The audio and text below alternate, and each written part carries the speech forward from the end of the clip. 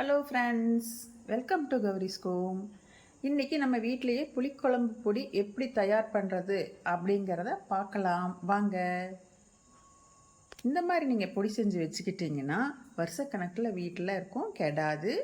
நான் சொல்கிற முறை பிரகாரம் செஞ்சு பாருங்கள். வாங்க இப்போ நம்ம வீடியோக்குள்ளார போகலாம். இப்போ புளிக்குழம்பு ரெடி பண்ணுறதுக்கு உண்டான பொருட்களை எடுத்து வச்சுருக்கிறேன். என்னென்ன சேர்மானம் சேர்க்கணும், எப்படி என்ன அளவு அப்படிங்கிறத பார்க்கலாம். புளிக்குழம்பு பொடிக்கு மல்லி 500 கிராம், வரக்கொத்தமல்லி எடுத்து அதை வறுத்துக்கலாம். அடுத்தது மிளகு 25 கிராம், அதையும் வறுத்து எடுத்துக்கலாம்.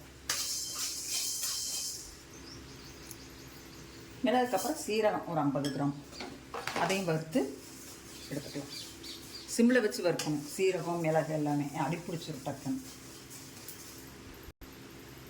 அடுத்தது சோம்பு ஒரு 25 கிராம் வறுத்துக்கலாம். அடுத்தது வெந்தயம் 10 கிராம்.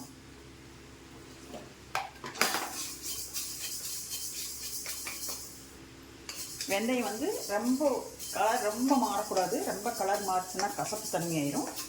லைட்டாக பொன்னிறமாக வந்த உடனே இதை எடுத்துடணும்.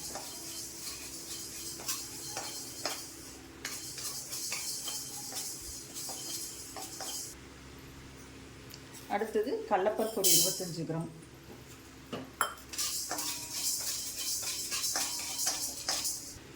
இது கூடயே துவரம்பருப்பும் போட்டுக்கிறேன் 25 கிராம். ஒரு நிறைய இருந்தது, 100 கிராம் 150 கிராம் இருந்ததுன்னா தனித்தனியாக வறுத்துக்கலாம். எல்லாம் கொஞ்சம் கொஞ்சமாக இருக்கிறதுனால நான் அப்படி இதிலேயே போட்டு வறுத்துக்கிறேன். உளுந்தம்பருப்பு ஒரு 25 கிராம். வரமிளகா ஒரு 350 கிராம்.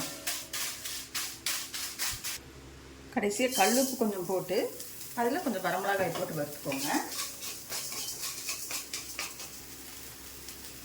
இல்லை வரமிளகாய் கல்லுப்பு லாஸ்ட்டாக வறுத்து போட்டாலும் பரவாயில்ல. கல்லுப்பு கூடயே வரமிளகாய் போட்டு நான் வறுத்து வச்சுக்கிறேன்.